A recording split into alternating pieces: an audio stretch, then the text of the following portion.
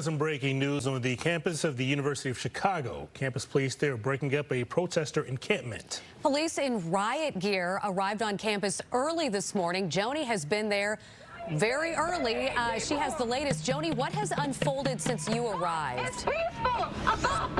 Well, the campus police, as you said, moved in just before 5 a.m.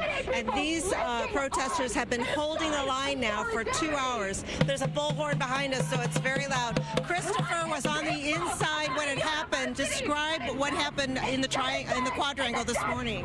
Yeah, it was horrific. They waited like cowards until every single student was asleep in their tent, basically. And then they stormed in, maybe 40 or 50 of them with riot gear screaming. They started throwing wood planks, throwing chairs, throwing absolutely everything in any direction to destroy the camp as fast as possible, to suppress this movement as fast as possible. And in fact, one of the chairs that they threw came within maybe 3 inches of hitting my girlfriend in the head. And they had just woken us up. So it was dark because it was before sunrise. Yeah. You had a warning that they were coming, but they didn't for a while, and so everybody went to sleep. We had no warning.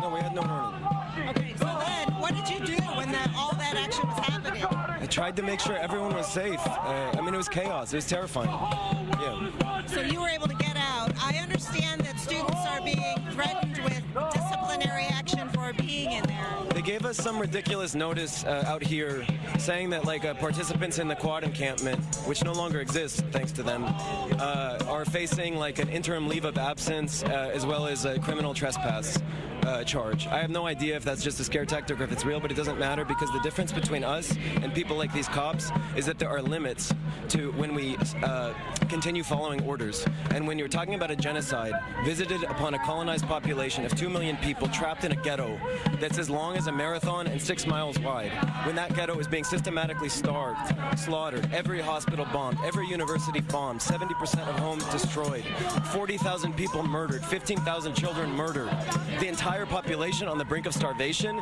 we say, and if our government and our academic institutions are complicit in this, there comes a point where we say we're not following orders and it doesn't matter what you do to us because there are principles and there are human lives that matter more than our careers and our futures, and that's what separates us from people like Paul Olivisatos, the coward president of this university, and these coward cops that come in terrorizing an encampment while people are sleeping. You've been standing at this line linked arm in arm with other protesters. What has happened here? What's happening here, you'd have to ask them.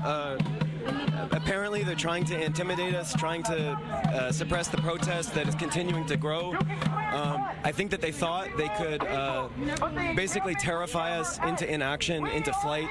But this is what this university has never understood, has never accepted, has never reckoned with about this student movement, and not just at UChicago but around the country, is that the commitment to Gaza runs deeper than fears for our safety, fears for our careers, fears for our paychecks. It is a fundamental obligation we have as citizens of a country that is presiding over this genocide, arming this genocide, and as students at a university that is invested in those same weapons manufacturers and that is partnered with the same apartheid institutions that train that military and develop its technology. There was some pushing and shoving. I don't know who was pushing or shoving, but I know that there was tension here at the line. You've tried to have a conversation with some of these police officers. Yeah, I've been talking to them this whole time. I've been asking them what it would take for them to stop following orders. I would ask them, how many kids have to die? So if you say 15,000 kids are killed, they're still willing to violently suppress a national movement, raising the alarm that this needs to stop, that the U.S. complicity needs to stop. So what if it was 50,000 kids, 200,000 kids, 1 million kids? What if the whole Gaza ghetto? Do you know if there are next steps here? For them?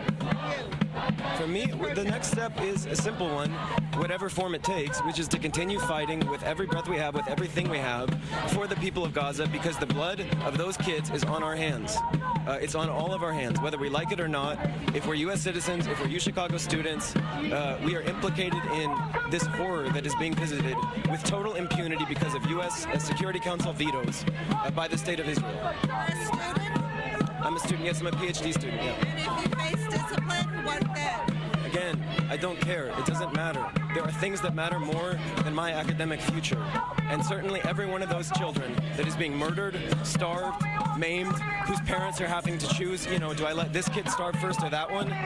This is such an ugly reality of such great magnitude that to even think to really entertain questions about like, oh, what might happen if Paul puts me on a leave of absence is ridiculous, and it's insulting to the memory of every child that has been murdered in the course of this genocide, with the full complicity of the United States, of Joe Biden, and of people like Paul Olivisatos and his cops that he sticks on us in the middle of the night. They're hypocrites, they're cowards, and the blood of Gaza's kids is on their hands too. The difference between them and us is that we know that and we reckon with it because we have a duty to them while they hide from the truth, and they won't even admit that a single university has been bombed.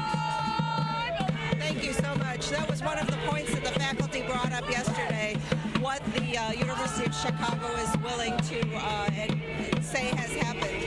We do have a protest happening here.